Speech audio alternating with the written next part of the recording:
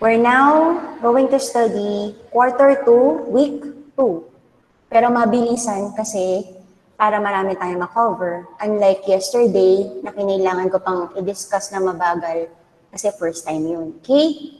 Now, quarter 2, week 2. May kopya na rin kayo nito, na-download nyo na, just in case hindi gagana ang screen share. Opo. Very good. Okay. So, dun muna tayo sa title. Okay, wait. May gusto sumali. Wait lang ha. Accept ko lang. Diba? Hindi ko siya nakikita kapag naka-share screen ako eh. Sorry, wait lang. So, ganyan siya ka-complicated. Ayun. Ready na tayo? Again, let's go back to quarter 2, week 2. Okay. By the way, do not forget to write your attendance sa Gmeet chat. Type your name and your section. Pag magre-recite, sabihin ng name and the section. Okay? Let's continue. Again, what is the title of quarter 2, week 2? Ano yung title?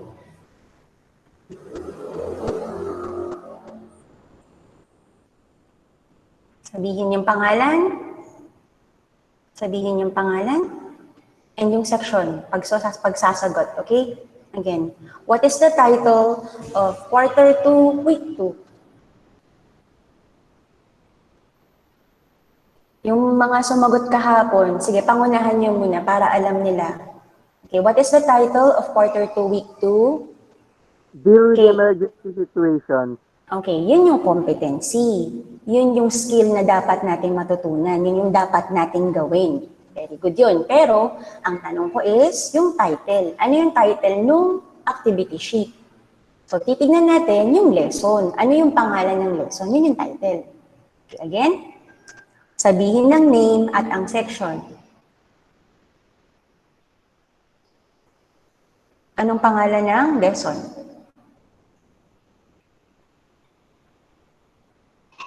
Lesson?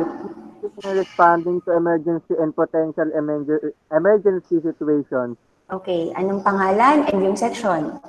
Gerald from Abad Santos. So, sino ulit? Narinig ko lang Abad Santos, medyo mahina yung dating. Again? That is Gerald. Okay. Noted. Okay, next tayo ha. Ano naman ang competency? What is our competency? Para lang masanay kayo. What is our competency?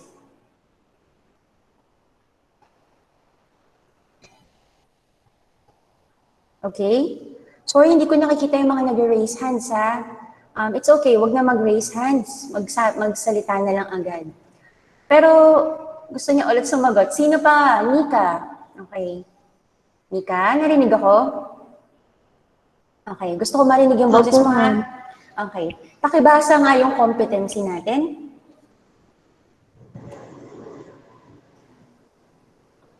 Tapos na si Luis Gerald. Ikaw naman. Wait. Deal. So, competency. Deal with emergency situations. Medyo choppy, no? Sige, try natin ulit. Again, Nika, what is our competency? Para tuloy-tuloy na tayo. What is our competency?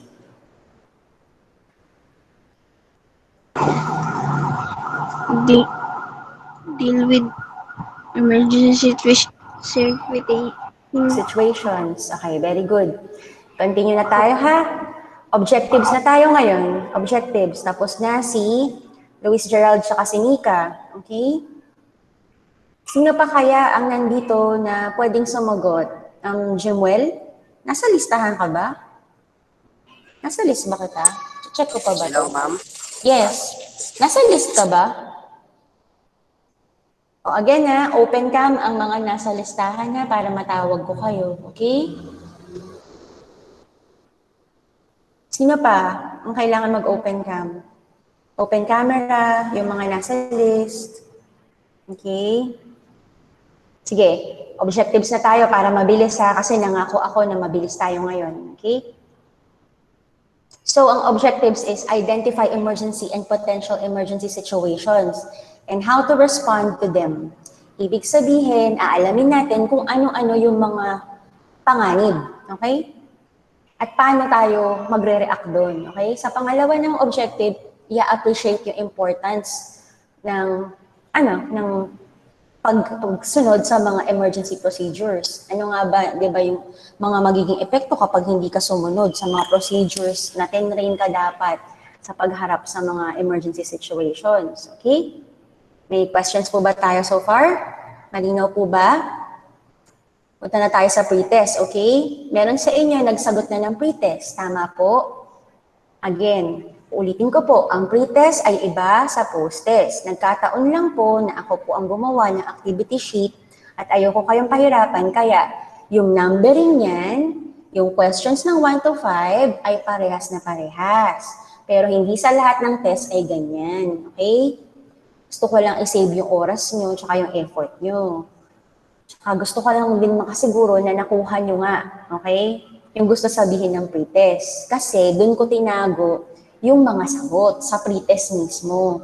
Bakit? Iilan lang kasi ang false na sagot sa pretest kadalasan sa mga gawa kong activity sheet para hindi na kayo mahirapan. Kasi nga walang module. Sa module, merong discussion. Sa activity sheet, simula quarter 2, yan yung pinagawa, puro questions lang. Intindihan po ba? Malinaw po? Yes, ma'am. Okay, so let's start with number 1. A workplace emergency is an unforeseen situation, hindi daw inaasahan na sitwasyon na naglalagay sa panganib sa mga employees, sa customer, at sa guests. Okay? Ito din ay nakakaabala sa operasyon.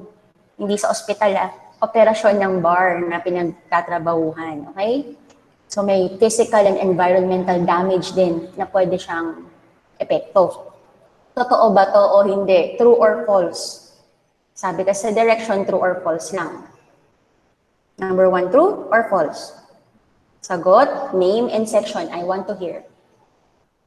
Sige, unahan na lang po. Hindi na ako pupunta sa para hindi magulo yung presentation.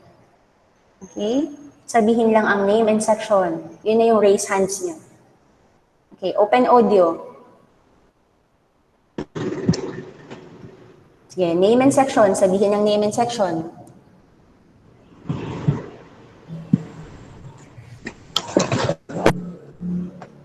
May nag-open na mic. Sige, go ahead, anak. True, ma'am. True. Name and section, anak. Nika Loriano po, Abad Santos po. Okay. Abad, Nika Loriano. Okay. Okay, Nika Loriano. Okay. Let's go to number 2 kasi tama yung sagot niya. Okay? Number 2 na tayo. It's not best to prepare. Dapat daw hindi nagpe-prepare na mag-respond sa emergency before it happens. True or false? Huwag daw paghandaan. True or false? False. False. Sino yun? Sabi ko, name and section muna eh. Dati Gerald Abad Santos, ma'am.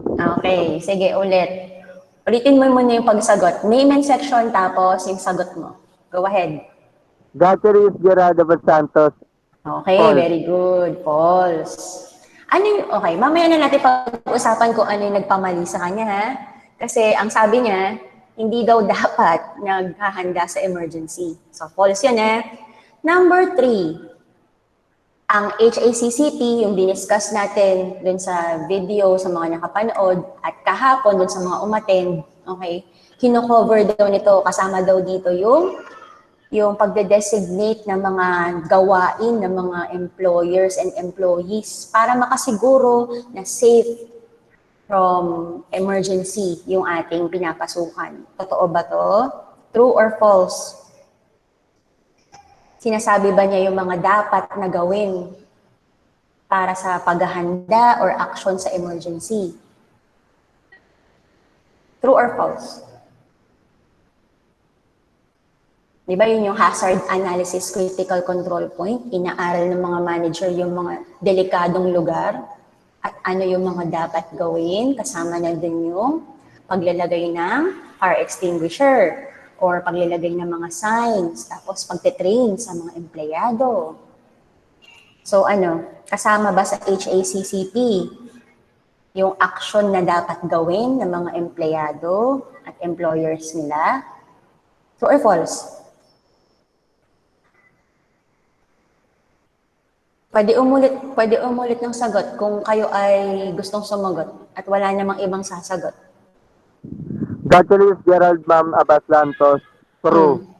True. Very good. That's true. Your answer is correct. Let's go to number 4.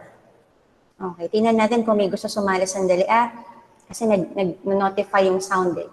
Wait lang. Okay, may nangyayari ba? May ganap ba? Wala naman, di ba? Kaya tumutunog. Okay. Nandyan pa ba kayo? Guys, sino pa ang naka-webcam sa atin? Kailangan yung mga naka-webcam yung mga nasa list, ha? Pag nagpapatay, sabihan nyo ako. Okay. May questions po ba tayo so far? May tanong po ba tayo? Pakita ko nga kayong lahat. Okay. Ayan lang nakikita. Okay, sige. Continue na tayo, ha? Di tayo magsayang ng oras. Anong number na tayo? Number 4. Very good. Okay, 4. So, one must assess the situation, call for help, and talk to the casualty and bystanders, and remain calm to ensure that the environment is safe. Maximize, bystanders, and comfort the casualty when confronted by emergencies. Ibig sabihin, kapag daw may emergency, kailangan aralin yung sitwasyon. Kailangan tumawag ng tulong. Kailangan kausapin yung nadisgrasya at yung mga tao sa paligid. Okay. Ito daw ba ay kailangan gawin? Kailangan din daw ba na maging kalmado ka habang ginagawa mo yung act na yun? True or false? Gatchali's Gerald, ma'am, Abas Santos. True. True. Very good. Nako, parang pag magbibigay ako ng actually may certificate tayong papamigay. Diba, nangako ako sa mga top students na laging umaattend ng synchronous na may certificate. May certificate din yung best dito. Nako, mukhang meron na tayong kandidato Okay, wala bang hamon dyan? Hamon naman yung iba. Most improved. Okay, let's go. May tanong ba kayo sa 4? So, binigyan ko lang siya ng acronym, ha? Ganun kasi mag-aral. Lalagyan niyo siya ng acronym para mas madali. Okay, on mnemonics ang tawag doon. A, assess the situation. C, call for help. P, talk to the casualty and bystanders. Ba't natin ito ginagawa? Para mas matandaan nyo na kapag nasa delikado kayong sitwasyon, iisipin nyo lang, ano nga bang gagawin ko? Ay, mga pala naaral namin, act. So, matatandaan nyo yung mga proseso. Gets po ba? Magagamit niyo to kahit sa pag-aaral sa ibang subjects. Ganun po, lalagyan niyo lang siya ng tanda. Okay? Let's go to number 5. In assessing emergency situations, sa pag-aaral ng sitwasyon ng emergency, okay? Kailangan daw kalmado ka. One must be calm and must not move the casualty right away. Huwag mong basta-basta gagalawin yung biktima. And ensure that the environment is safe. First, to administer first aid. Tignan mo daw muna kung safe yung environment. Okay? So, ibig sabihin, aaralin mo muna, hindi pa dalos-dalos. Hindi porket nakita mo may nahimatay, kakargahin mo agad papuntang ospital. Right? So, kailangan aralin mo daw muna. True or false? John Cristobero from 9 Aquino, ma'am. True po. Very good. Nice to hear another voice. Okay. 9 Aquino. Okay. Okay. Noted. Very good. So, it's true. Kailangan aralin mo na. Sinong nakabalita doon sa nangyari kay Eddie Garcia? Yung na-demanda pa yata ang GMA dati, di ba? Opo, ma'am. Nabalitaan? Okay. Anong nangyari doon? Sabi, namatay daw si Eddie Garcia kasi ginalaw yung katawan niya. Dahil kasi elderly na siya, matanda na siya, medyo marupok na yung bones niya. So, ang kinamatay daw is Hindi yung mismong action na ano siya, nalaglag siya or nabalian, right? Ang kinamatay is Opo, yung ma'am. paghawak, pagsugod sa kanya sa ospital. Okay, so yun yung dahilan. Alamin niyo muna kung nabalian yung tao bago niyo siya galawin, right? Any questions po? Wala po, ma'am. Okay, malinaw. Let's go to the concept part. Si concept part, yun din yung mga sinasabi ko habang nagdi-discuss. Okay? So, pwede nyo itong basahin sa sarili niyo na so, kailangan na natin dumiretso sa activity number 1. Okay, ang activity number 1, ang sabi, with the directions. Inside the boxes, draw the step-by-step procedure in responding to emergency and potential emergency situation. Kung natatandaan nyo sa pre-test, katulad ng sinabi ko, dun ko tinago yung sagot, right? Okay. Yes, ma'am. Ano ang kailangan gawin sa emergency situation? The boxes do step by step. Di ba, tatlo yun? Tapos may nasingit na isa. Yung sabi ko na, nilagyan ko ng acronym para mas matandaan nyo pag emergency. Alam nyo yung gagawin nyo. Letter A. Ano yung A? Kailangan wag galawin agad yung tao. Kailangan pag-aralan. Ano yung A? As. Ask ask the ano, ma'am. Ask the person. Okay, that's talk sa pangatlo yun. Mamaya pa. Yung nakita nyo, may nakahandusay na tao, gagalawin mo ba agad? Di ba sabi dun sa number 5, pag-aralan mo muna yung sitwasyon. So, assess. Okay? So, A for assess. Paliwanag po? Yes po, ma'am. Okay. A for assess or pag-aralan yung sitwasyon. Huwag basta-basta kikilos. Okay? Except, sunog yung pinag-uusapan. Siyempre, kailangan mo kumilos agad. Okay? Next. Sunod. Di ba dapat pag may emergency action ang gagawin mo? A, letter, spelling ng action. A, letter C. I. Oh. Ano ngayon yung letter C? So, tandaan nyo ha, ang gagawin dito sa activity number 1, okay, isusulat lang. Isusulat mo lang yung A. Ano ibig sabihin ng A? Assess the situation. Ma'am, kailangan ba mag-drawing? Hindi naman kailangan.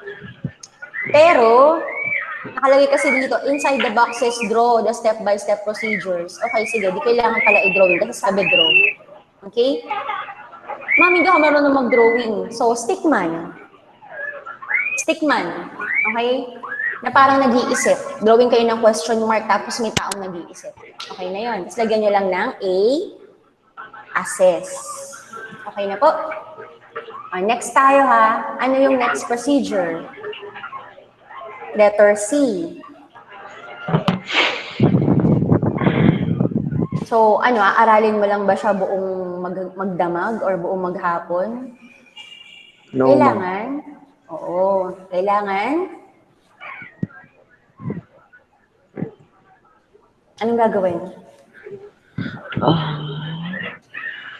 Call for help. Okay. Sige, balikan natin ha. Balikan natin. Ito. Tingnan niyo po yung number 4 ha. 1 must assess the situation. C, call for help. And D, talk to the casualty and bystanders. Ayun po ang ibig sabihin ng act. Kuha po. Opo. Okay. Tapos, kailangan habang ginagawa mo yung act, kalmado ka. Okay? Maliwanag po. Balik na tayo ha. Ulit tayo. Sa activity number 1, pinapaulit lang yun para maalala nyo. Ano ulit yung nakalagay sa box number 1? Nika? Ano ulit yung nalagay natin sa box number 1? Letter? As A.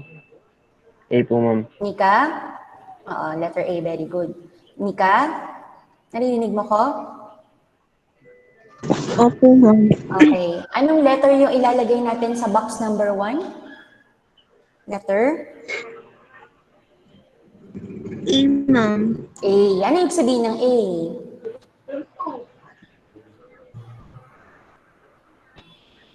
Ang ibig sabihin ng A ay pag-aralan or assess the situation.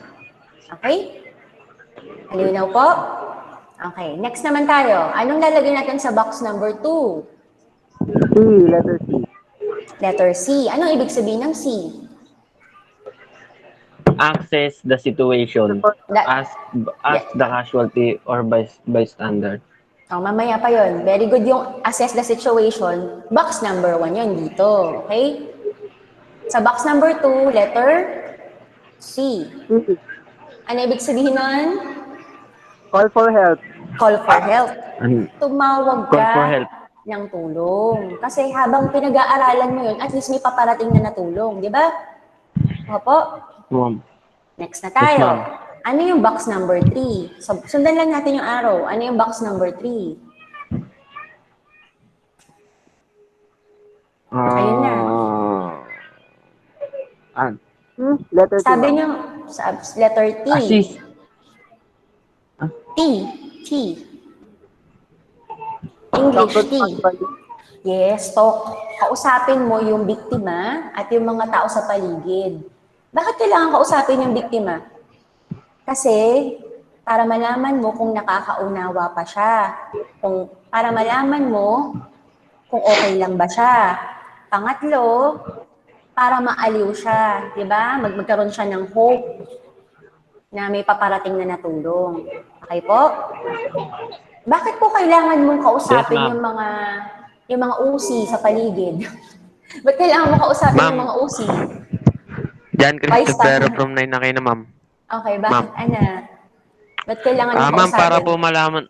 para po malaman natin kung ano yung nangyari kung ano po talaga yung nangyari sa tao, tapos para po ano rin natin, alam din po natin kung anong gagawin natin. Yun. At meron pang isa. Meron pang isa. Wait, there's more. Good job yun, ha? May gusto pa kayo idagdag?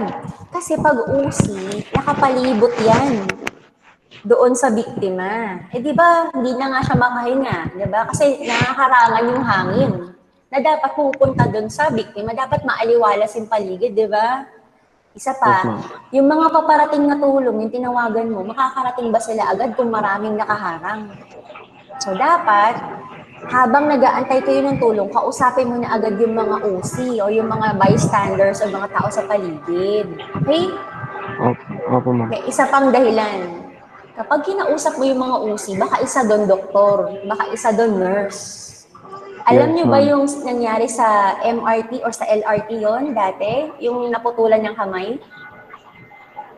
Yung naputulan ng arm yata yun, di ba? Di ba biglang may tumulong? Nagkataon Opo. na doktor pala siya. See? So dapat, kausapin mo yung nasa paligid kasi baka may makatulong. May questions po ba? Wala po, ma'am. Ano naman yung huli? Ano yung huling box? Anong lalagay natin doon? Letter C din, di ba? Ang ano nun? A, C, T, at C. Tama? Yes, Okay. ma'am. Okay. Ano naman yung huling box?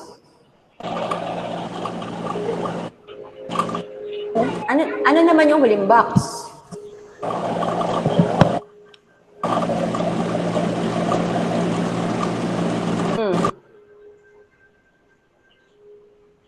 Hirap mag-drawing dito, ha? Effort to. Ano yung huling box? Ma'am C. Anak, ulap to, hindi to popcorn, ha? Ulap yan, nag-iisip siya. Okay. Ayan, sabi ko sa inyo, okay lang na stick, di ba? Ayan, nag-iisip siya eh. Ay, sorry naman, natusok yung mata niya eh. Nag-iisip yan, okay? So, letter C. Ano yung C? Kailangan? Diba pag may emergency, nagpapanik yung mga tao, pero kailangan, ikaw ay Opo, ma'am. Kalmado. Very good. Calm. Kalmado. Or calm in English. Ang gagaling, mga Inglesero pala itong mga ito. Di ba?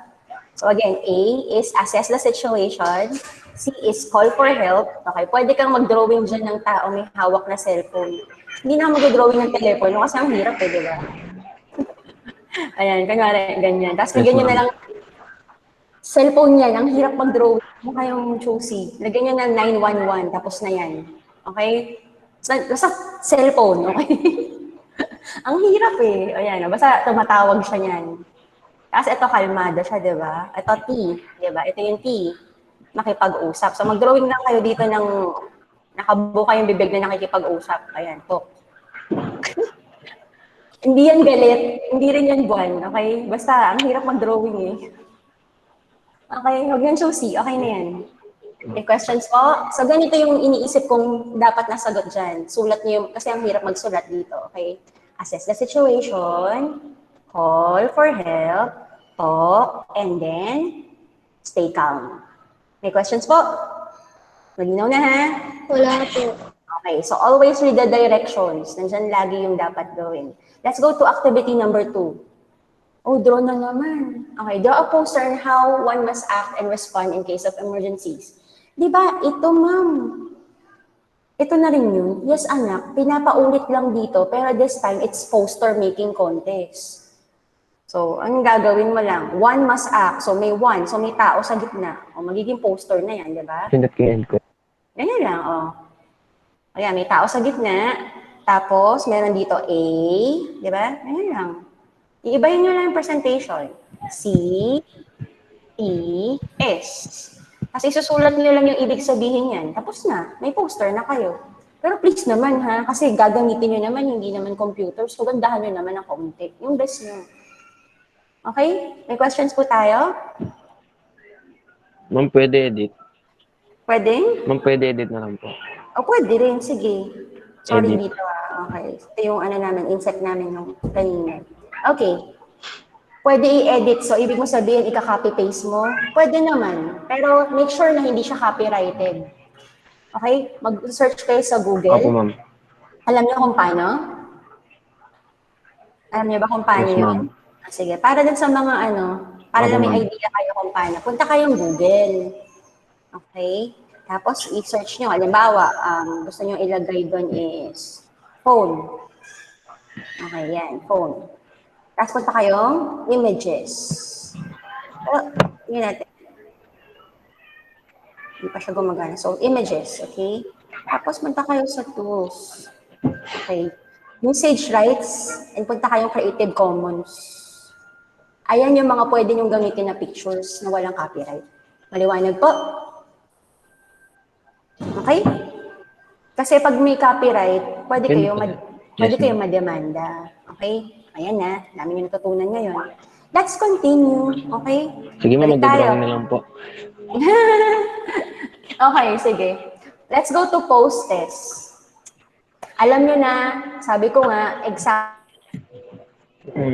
Workplace emergency. kaya nga, mga anak, ito, Workplace emergency. paulit-ulit. Okay. Paulit-ulit kasi, akala nila yung sagot doon, yun na yung sagot sa post test. Kasi yun din yung tanong. Mga anak, ang direction po, ang sabi sa direction ay modified true or false. Sabi, okay, bukod sa true or false ang ilalagay mo, lagay mo rin yung incorrect.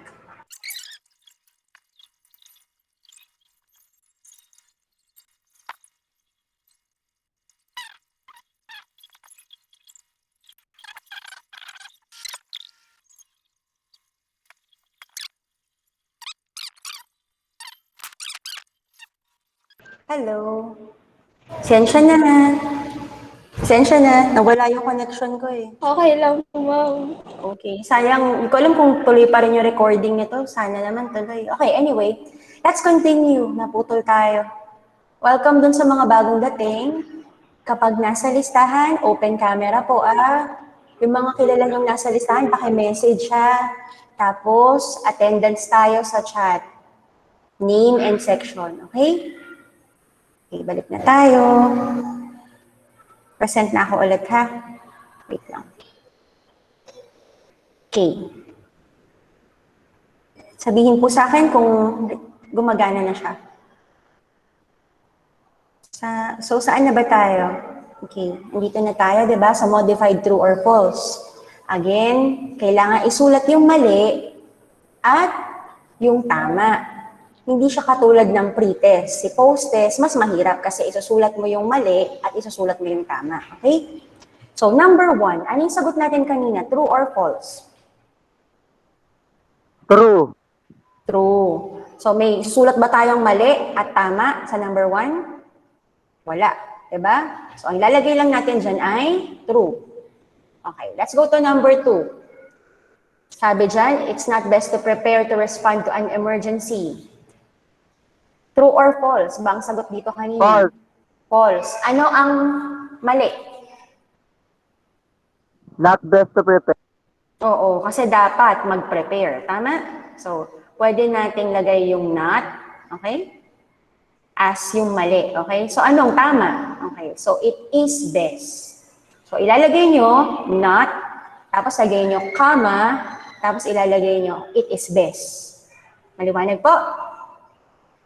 Number 3. Kasama daw ba sa HACCP yung gawain ng mga empleyado at ng employer kapag may emergency? True, ma'am. True. So, wala tayong lalagay na mali at tinama. Okay? Let's go to number 4. Tama ba to or mali? True or false? True. True. So, malinaw to ha. Ito, lalagay natin true, di ba? So, wala tayong ilalagay na mali or tama. Okay? Same with number 3. True din to. Pasensya na, hindi ko na sulat ng buo, pero dapat kayo sulat yun ng buo para makasave tayo ng time. Pag sinabing true ang ilagay, true, hindi T. Okay? Tapos si number 4, true. Okay. Tapos si number 5, true or false? Anong sinagot natin dito?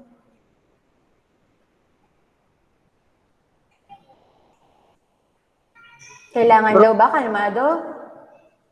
True. True. So, ano lang ang tinama natin? Anong number lang ang mali? That's number 2. At ang dali lang sagutan, not, tsaka, comma, it is best. Okay? Nakita na po? Pasensya po dun sa mga bagong dating. Pwede niyong panoorin yung first part ng YouTube na i-upload ko. Kasi yung oras nila hindi kayo pwedeng matagal sa screen, di ba? So, ganun po. May questions po ba tayo so far? Pakita ko lang sa kanila, sa mga bagong dating, para alam din nila. Ayan yung mga ginawa namin kanina. Okay? Ayan. May questions po ba? So, ito po, okay, ay ilalagay nyo yung sagot nyo sa YouTube, lalo na dun sa mga part ng remediation, yung mga kasama sa listahan. Okay? Dun sa iba na nakikisit in, tapos na kasi sila dito, so no need na, except kulang nyo tong module na to or yung activity sheet na to. Okay? Let's go to week 3. Okay lang po? Para marami tayong makover, okay? Week 3 na tayo, ha? Ayaw yata nila, parang gusto nila isang week lang. Ano, okay lang ba? Tuloy ko na to, ha? Ayaw pa rin, ayaw sumagot. Okay lang po, week 3 na tayo. Tahimik. Silence means yes. Opo, ma'am. Okay. Quarter 2, week 3. Okay. Tignan nga natin. Ano ang title ng lesson? Mabilis lang, para mabilis tayo. Ano ang title ng lesson? Identifying and following safe personal presentation standards in line with enterprise requirements. Okay, very good. Your name and your section first. What's your name and your section? Paris Kelsey po, 9 Malvar. Ayun. Unahin natin ang name and section bago yung sagot. Good job. Okay. Next time, yung mga nasa list ha. Sumagot kayo agad. Okay. What is our competency?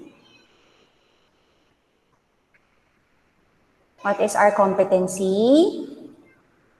Ano yung skill? Personal presentation standards. Name and section. Natural is Gerald Mamabad Santos. Okay. Nasana yung sagot agad Okay lang.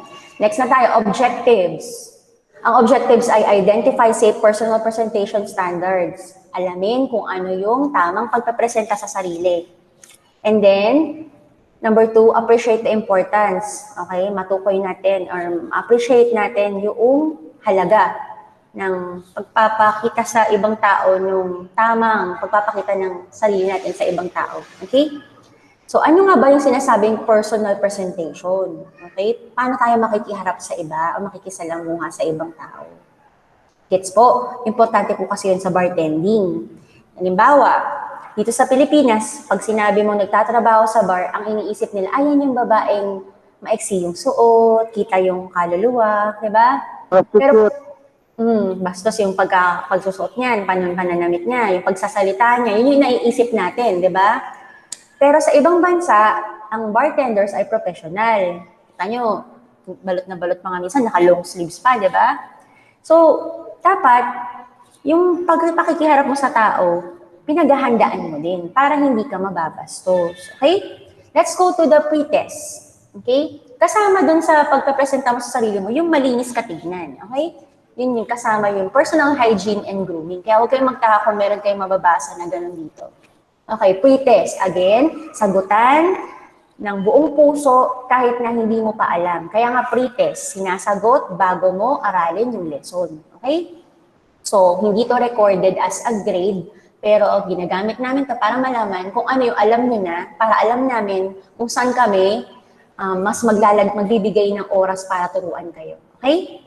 Let's go to number 1.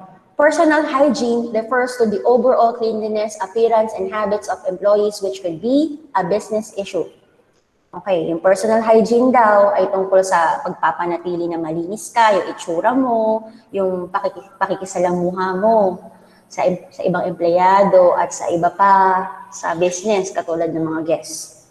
Is it a true or a false? Sabi kasi ng direction, sulat ang true or false. True or false?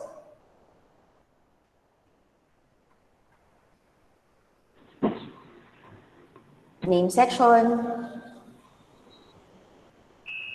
True, ma'am. Name section. Caloriana Abad Santos po. Very good. It's true. Okay? Hindi lang yan tungkol sa cleanliness, kundi pati sa ugali, itsura, at gawin mo. Okay? Let's go to number 2. Okay, grooming means to boost one's physical appearance or appeal for others by removing obvious imperfections in one's appearance or improving one's hygiene. So ito daw yung unang-unang nakikita na physical, yung grooming. Yung nagsuklay ka ba ng buhok, naggupit ka ba ng kuko, lalo na sa bartending, dapat hindi mahaba ang kuko at nakakadiri, dapat malinis, okay? So, tama ba to? Is grooming defined na nagbo-boost ng physical appearance kapag groomed ka? True or false? Catherine Abad Santos, true. Very good. Yun tamang pagsagot. Let's go to number 3. Okay? Effective hand washing. Okay, yung pag-hand wash daw. Yun daw yung pag-rub ng hands together. Okay? Vigorously, okay, for no less than 5 seconds. Kailangan minimum of 5 seconds, covering all areas of the hands and wrists. So, ibig sabihin, at least 5 seconds daw. True or false? Pag 5 seconds ka naghugas ng kamay, okay na daw yun. True or false? Catherine Abad Santos, false. False. Very good. Kasi di ba kakanta ka pa nga ng happy birthday to you, sabi ng Department of Health. So, nasa ano yun? 20 to 30 seconds minimum. Okay po? Okay. Nakikinig para makasagot sa post-test mamaya. Let's go to number 4. Turn up water with your bare hands. Okay. Naghugas ka na ng kamay, di ba? Ngayon, papatayin mo daw yung gripo. Okay? Gamit ang iyong mga kamay. Alangan namang paa. Medyo tama, di ba? Kasi kamay naman yung gagamitin mo. Sige, pag-iisipan natin yung mamaya. And wipe with a damp towel after doing proper hand washing. So, tingnan nyo ha.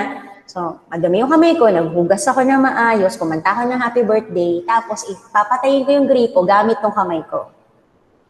Tapos, kukunin ko yung tuwalya na nakasabit sa loob ng CR, kung nasa CR ako, pupunas ko. Tapos, hindi nyo gagawin ng susunod, nagagamit ng CR. Maghugas ng kamay, sarado niya, tapos magpahid dun sa tuwalya. So, effective hand washing ba yun? True or false? Catherine Abad Santos, false. False. Very good. Kasi, ano dapat? Yung kamay mo nga ang gagamitin mo, pero hindi ito. Kasi ito yung gamitin. Ito yung mga pinangahawak mo ng pagkain, di ba? Itong part na to, safe na ipang sarado ng gripo. Lalo na kung yung gripo ay up and down lang yung pagbukas at sara. Okay? Pero pag yung gripo ay yung ikot, yun lang, magkakaproblema ka. So, ang gagamitin mo doon ay paper towel or yung tissue. Pero sana hindi yung nakastock doon sa CR, ha? Dapat yung yung pagpupunta kayo ng Shangri-La or ng Mega Mall sa CR nila o sa restroom nila, di ba meron yun na lalagyanan sila ng tissue na nakasarado, naka-plastic pa. Yun yung magandang ipangsara sa gripo. Maliwanag po? At yun din yung magandang pangtuyo ng kamay. Hindi po yung towel na nababasa, sinasabit. Kasi yung mga nababasa ay may bacteria. So, nangyayari, nililipat-lipat mo lang yung bacteria. Lalo na kung yan ay nakatenga sa CR. May questions po ba?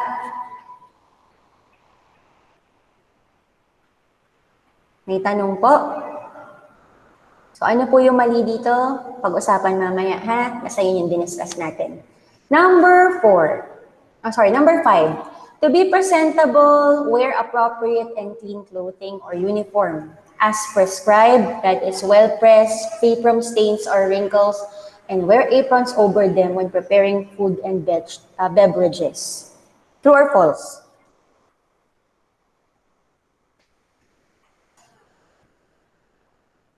Nadidinig po ba ako? Okay. True or false? Para daw maging presentable, magsuot ka raw ng maayos na damit at malinis. Or yung uniform na pinescribe ng iyong establishment. Okay. Gerald Mababad Santos, true. Okay, very good. So it should be true. Hindi lang siya maayos, kung hindi, malinis dapat. Okay? Tapos lagyan mo ng apron para siguradong malinis talaga yung paggawa mo. Kasi minsan yung damit mismo natin, kinakapitan niya ng mikrobyo. Alam niyo ba? Okay. Nakikinig po ba ang lahat? Ito trivia to. Di ba nakita na kayo na yung pag lalabas kayo sa mall, nasa loob kayo ng mall. Lalabas kayo ng bahay, nasa loob kayo ng mall. Kung naalala niyo lang kasi di na kayo lumalabas ngayon, di ba? May makikita kayong mga chef, naka-chef uniform. Di ba, gapong-gapo sila sa sarili nila, umiikot sila sa loob ng mall na naka-uniform. Tapos meron pa kayong makakasabay sa jeep, naka-chef uniform, di ba? Nakakita na kayo ng gano'n? Opo, ma'am. Tama ba yun? Opo. Tama ba yun? Answer? Mali. Kasi dapat, No. si uniform ay nasa kitchen lang. Saan ba yung trabaho niya? E di sa kitchen lang. Kasi pag nilabas mo yun, magiging contaminated yun. Tapos babalik sila dun sa kitchen, di ba? Dinala nila yung mikrobyo sa pagkain. So, dun mo malalaman kung totoo na chef na yung tao. Kasi, ang totoong chef, nagtatanggal ng chef uniform yan bago mag-CR or bago mag-ikot sa mall. Kasi nagtrabaho na rin ako dati sa mall. It's a must. Tinrain kami na magtanggal ng uniform pag mag-CR.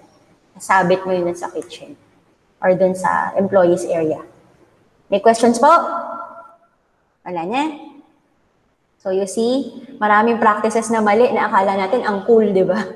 Okay, let's continue. Let's go to concept part. Si concept part, again, reading matter na lang to. Kaya nyo itong basahin sa sarili nyo. In-explain ko na rin naman yung mga questions. So, parang yun din yan. Let's go to activity number 1. Kamukha to nung kanina, di ba? Sabi, complete the chart for effective hand washing.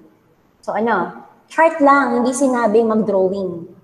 Chart lang. So, yung procedures lang ang ilalagay nyo. Ma'am, ano po ba yun? Ito yun. Okay, pakita ko sa inyo Kita pa rin yung screen ko, tama? Kamusta ang ko? Naririnig ba ako na maayos? Kasi iba na yung wifi na kinonektahan ko eh. Naririnig niyo ba ako na maayos? Yes, ma'am. Okay, good. So, ito yung mga steps ng proper hand washing. Hindi na kailangan mag-drawing except gusto nyo. Okay? Hindi kayo pinagbabawalan na pagandahin yung gawa nyo. So, yan yun. Step 1, wash palms and fingers. Step 2, wash back of hands. Wash fingers and knuckles. Ito, knuckles to. Yung pinangsusuntok. Okay? Ito mga gilid-gilid din. Yan. Step 4, wash thumbs. Okay, ito. And then wash fingertips. Siyempre, yung mga dulo-dulo ng daliri. And wash wrist. Ito, kasama to sa kamay. Yung ating wrist or yung pulso. May tanong po ba? Okay? So, yan yung ini-expect kong sagot. Pwede namang hindi eksaktong yan. Okay? Pero basta 6 yung steps.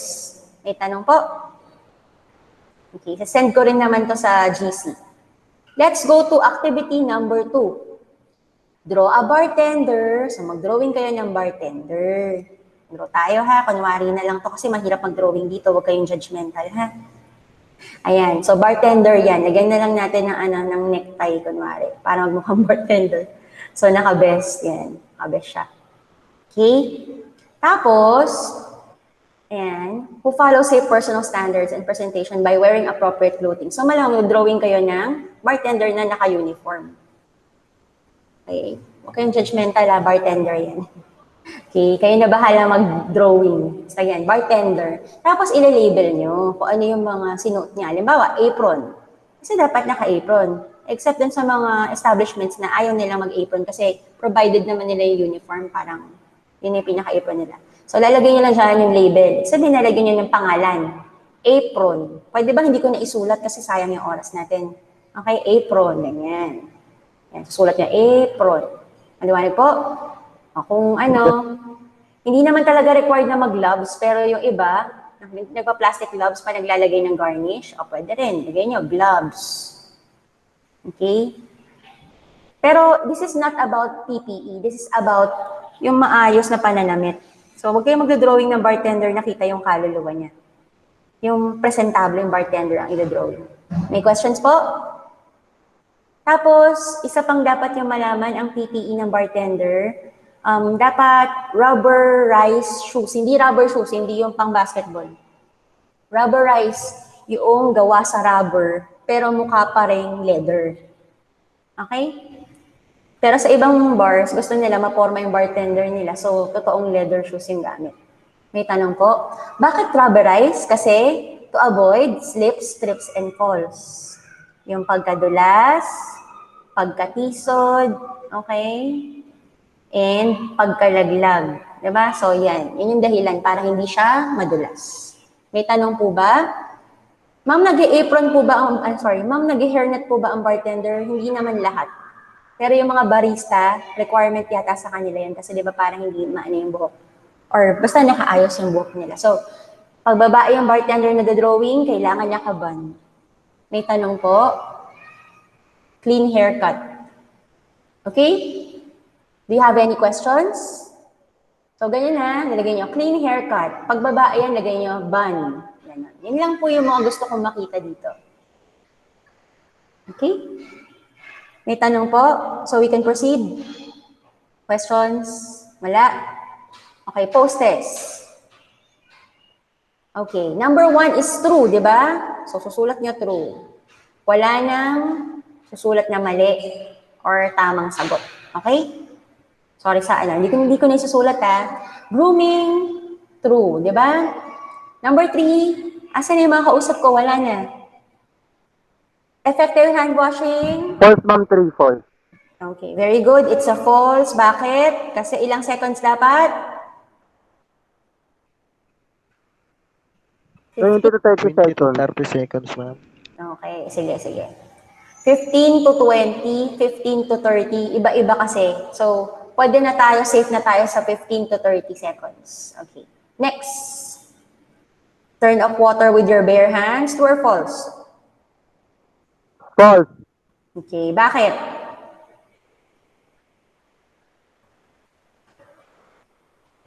Kasi, ano yung mali? Anong parte mo nagpamali? Bare hands, ma'am. Bare hands. Underline nyo yun. O kaya, sulat nyo, di ba? Tapos, tama, dapat yung back of the hands. Or, ang sulat nyo is paper towel. Ito, yan. Mali din yung damp towel. Paper towel. Yan yung sagot. Okay? Number 5. True. Right? True. May questions? Ang reflection, lagay sa YouTube kapag kasama sa remediation. Hindi naman required na maglagay ng reflection kapag hindi kasama sa remediation, pero pwede nyo naman gawin yun para sa mga nakikisitin. Any questions? Ito mga references. Wala po. Kung may connection kayo, bisitahin nyo lang. Okay?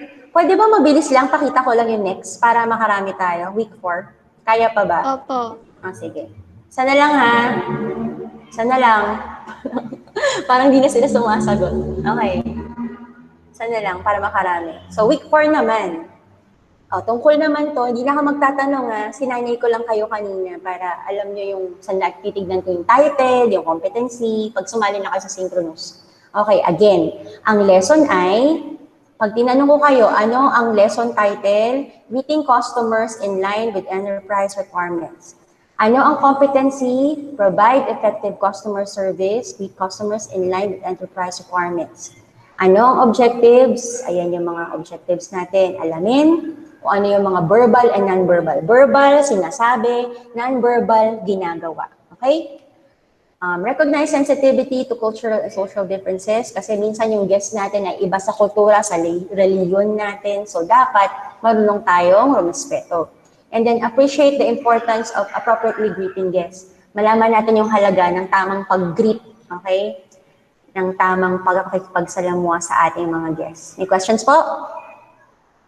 Let's go to the pre-test. Again, true or false? Ang greeting daw ay unang impresyon, okay, na binibigay natin sa customer. Kaya dapat lagi tayong nakangiti, welcoming yung ating tono, okay? Tapos yung greeting natin is personalized, hindi yung laging good morning, good morning, good morning sa lahat. Is it true or false? True. Very good. Okay, dapat unique ang greeting kasi mas sincere kapag galing sa sayo mismo, hindi yung parang scripted. Okay? Let's go to number 2. Approach your guests as soon as possible, at least within 30 seconds, by always acknowledging their presence either through eye or verbal contact. True or false?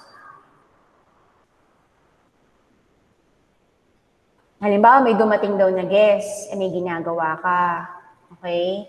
Kahit wala kang ginagawa, kailangan daw puntahan mo agad si guest. Kailangan within 30 seconds, mag-greet mo siya. Kung may ginagawa ka naman, hindi ka makapagsalita kasi nag-prepare ka ng link, alam na magsalita ka, di ba? So, ano daw dapat nag-smile ka or nag-nod ka, nag-bow ka? True, ma'am. True, very good. Okay po? Nagkakaintindihan? So, dun pala makikita nyo na ang greeting can be verbal, good morning, welcome to, di ba? Or pwede rin bow. It's non-verbal. Hindi ka pwedeng gano'ng magsalita kapag nagpe-prepare ka ng drinks kasi baka yung laway mo tumulo dun sa ginagawa mo. Okay? May questions po? Let's go to number 3. Don't maintain eye contact with guests when taking their orders. O pag kukuha ka daw ng order, huwag mo daw titignan yung guest mo. Baka mailang. Huwag mo daw siya titignan sa mata. True or false? False, ma'am. False. Ang tama is maintain eye contact. Kasi mas madali mo sila maiintindihan. Minsan nga pag hindi mo naririnig ang isang tao, pag tinignan mo sila, yung buka ng bibig, di ba? Nahuhulaan mo yung gusto nilang sabihin. So, it works na combination yung mata mo tsaka yung ibang mong senses sa pag-take ng orders. May questions po? Nakakasunod po ba? Yes, ma'am. Kaiba? Nandiyan pa ba sila? Disconnected din ba? Wala po, ma'am. Hindi na sila nakabalik, no? Dalawa na lang kami. Okay, let's continue. Baka nawalan din ang connection. Okay, let's go to number 4. Avoid thanking the guests. Huwag ka daw magpapasalamat sa guests. After every transaction. Pag sinabing transaction, parang kukuha ka ng order, transaction 1 yun. Okay. Magawa ka na, serve mo sila, another transaction yun. So, false. So, kailangan, magte-thank you ka, kada iiwan mo sila. Kada, yan daw yun, iba. Pag mang-iiwan ka, magpasalamat ka man lang, di ba?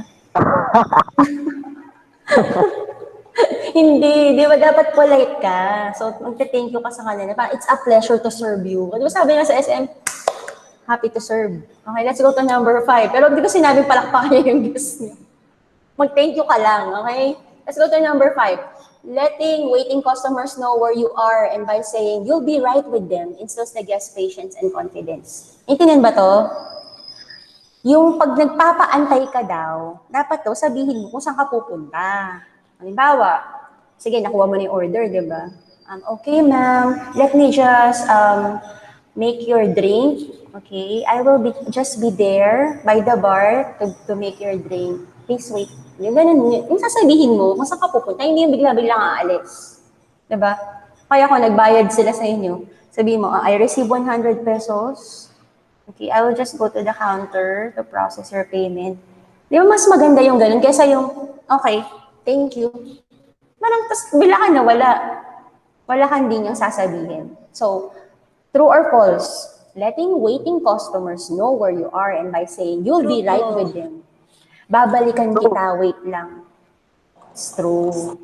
O, diba, ang dami nyo natututunan sa bartending. Alam nyo na kailangan nagte-thank you ka kung aalis ka. Kung mang-iiwan ka, mag-thank you ka man lang. Tapos, sabihin mo, babalikan mo. Okay?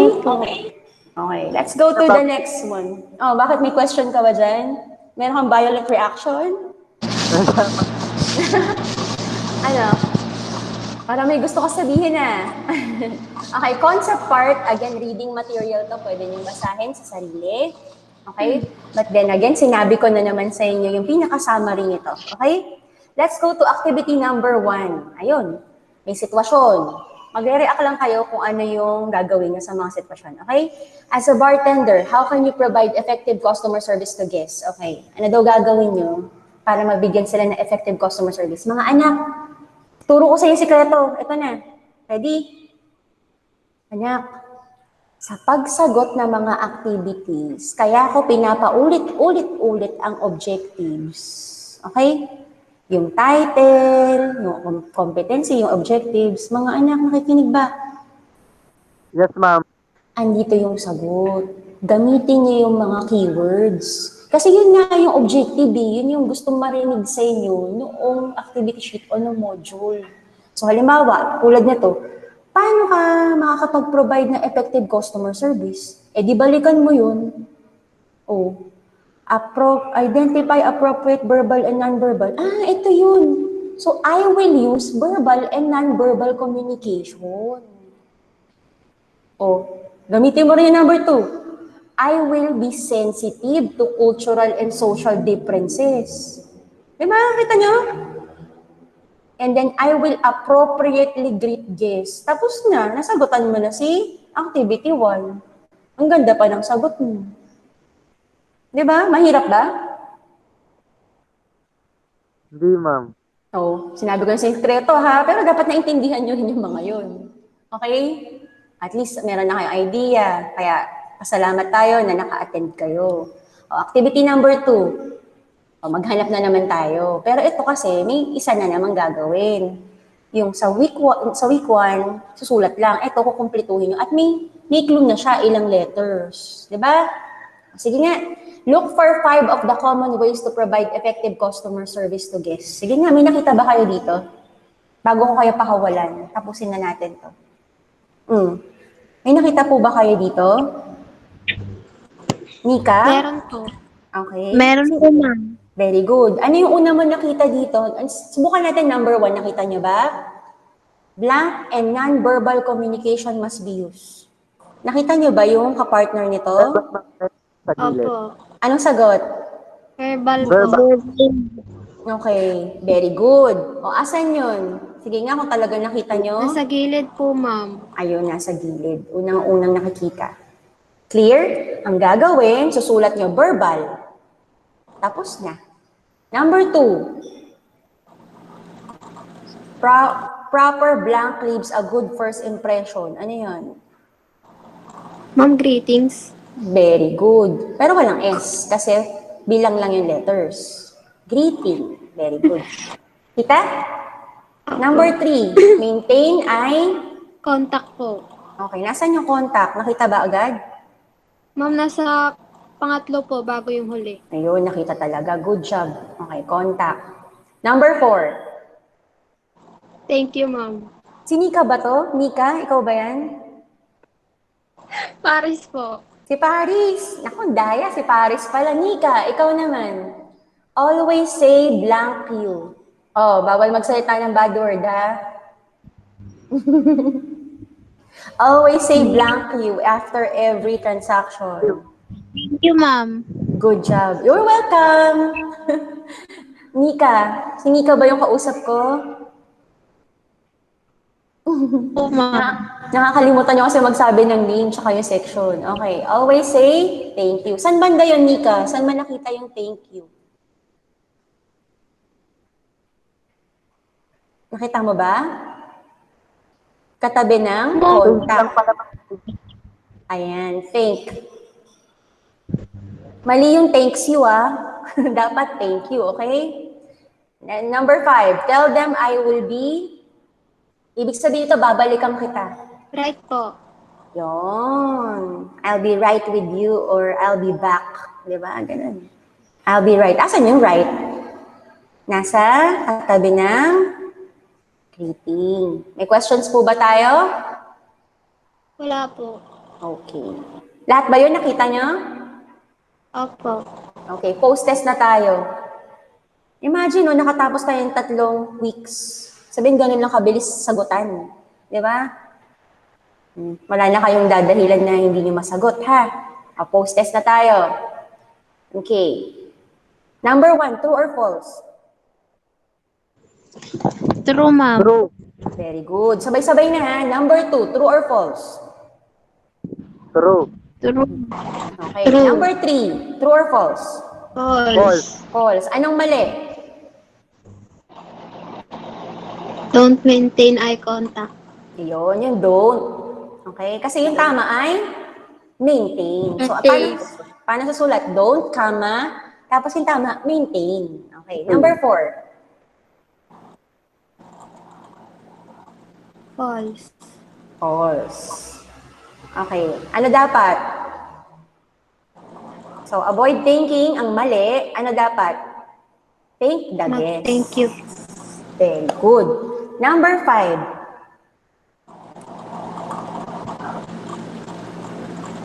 True or false? True. Okay, ulitin ko lang ha. Laging babasahin ng directions. Ang sabi true or false. Sinulat ko lang T kasi para mabilis ang discussion. Kasi alam ko, bawal kayo matagal sa computer. Okay? May tanong po ba? So again, Ma'am, kapag, sige, go. kapag wala po ba sa listahan, tas nag-recite, may grade pa din po ba? Oo naman. I mean, syempre, may anong tawag doon. Ang tawag po doon ay plus factor. Okay? Hindi naman Okay kailangan gawin, pero ginawa nyo. Ibig sabihin nun, naalala nyo ba yung builder? Di ba may certificate doon? Okay po. Thank you. Okay, ayoko lang i-reveal. Okay, pero yun. Hindi man siya, ayoko i-part na, basta ako na bahala. Yun, secret, surprise. So again, reflection. Okay, I learned that, I realized I want to know. Lagay sa YouTube kapag ikaw ay kasama sa remediation. Pag ginawa mo yun nang hindi naman sinasabi, okay lang din. Ako na bahala doon. Okay? Let's go to, yan. Yung references, bisitahin kapag may oras. Itong link. Kasi yan yung pinagkuwanan ng lesson kung hindi nyo alam ang sagot. May tanong po ba? Okay, may question po. By the way, nakita ni Nika, week 1, pwedeng sagot din ang, Nika, andiyan ka pa ba? Yes, ma'am. May nadagdag siyang sagot dun sa 5 na sinagot natin. Ano yung sinagot mo, anak? Sa week 1? Sabi mo, Ma'am, may iba siyang sagot eh. Pagkasunog or burn. Okay? Pasok yun, Nika. Pasok yun. Yung ano, ma'am, yung... Lang, ma'am.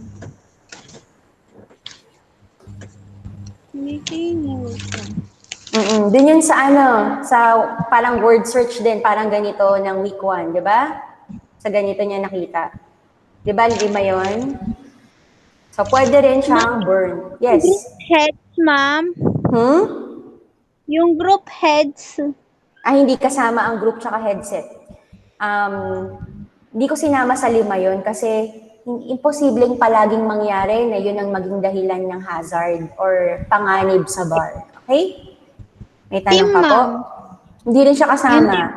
Okay, basta yung sinagot natin doon ay slip, pagkadulas, trip, pagkapatid, fall, pagkalaglag, tapos cuts, pagkahiwa, pressure, kasi pag nagpa-pressure, pwede magkagulo, okay? Magkapatulan, yung bartender, at saka yung guest, o yung guest sa guest, okay? Tapos pwede rin yung burn, yung sinabi mo. Yung ibang salita ay hindi napasok. Basta itong mga to, na sinabanggit natin, yun yung mga common, madalas na pwedeng pagsimulan ng panganib sa bar. May questions po ba? Wala na po. Okay, Wala very na good yun. Very good yun. Gusto ko pag may nakikita kayong kakaiba at tingin nyo may pwede pang sagot, welcome na welcome kayo magsabi. Okay? Gustong-gusto ko yun kasi ibig sabihin nag-iisip kayo. Okay? Very good po yung mga umattend ngayon. Dun sa mga nawala, bawi na lang. Kung kaya pa sana, isa pa bukas para matapos na tayo. Okay? May questions pa po? Wala na po. Okay, last day na bukas siguro ang ating remediation. Thank you very much sa inyo. Kain na, Thank gutom you na din, kayo. ma'am. Sige, sobrang Kayo wait din na. po.